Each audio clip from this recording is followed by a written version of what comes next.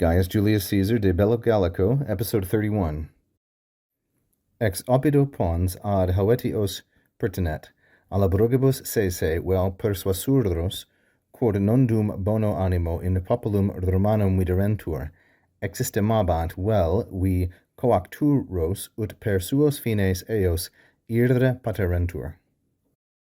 As Caesar continues, he says, ex eo opido, from that town, and the town in question here is the town of Geneva, or Genawa, as it is spelled in Latin and mentioned in the previous episode.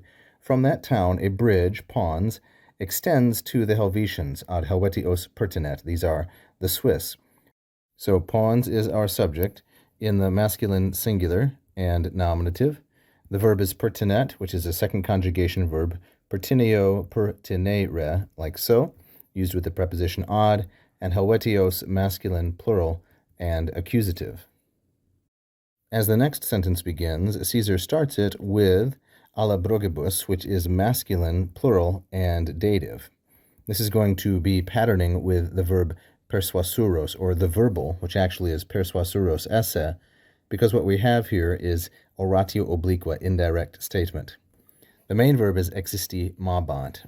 So the alabroges, that they themselves, meaning the Helvetians, would either persuade, well, persuasuros, because not yet in a good temper or a good attitude toward the Roman people did they seem, viderentur, because they did not yet seem to be well disposed toward the Roman people.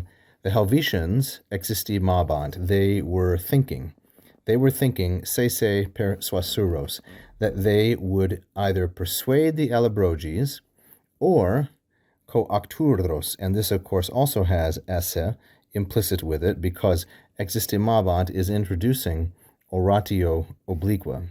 And remember, for oratio obliqua we need first an introductory verb like existimabant, then we need an accusative subject, which is going to be sese, and then we need an infinitive serving as the verbal element. And here we have two of them. We have both persuasuros esse, which is a future active infinitive, and we have coacturos esse. The first one, persuasuros, is from persuadeo, persuadere, which is a second conjugation verb, and the second one, coacturos, is from the verb cogo, cogere, which is third conjugation. So again, they were thinking, existimabant, they were supposing that they themselves either would persuade the alabroges, and this, of course, masculine plural dative, as I said before, because the verb persuadeo, on which this is based, is intransitive and takes the dative case.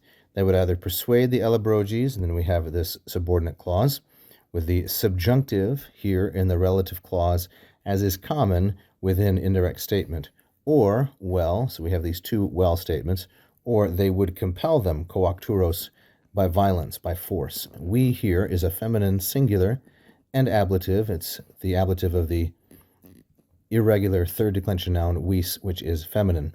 Or they would compel them by force to do what? To allow them, paterentur, to allow them, eos, meaning the Helvetii, that is, that the alabroges would allow the Helvetii to go per suos fines, to pass through their own, that means through the alabroges, territory.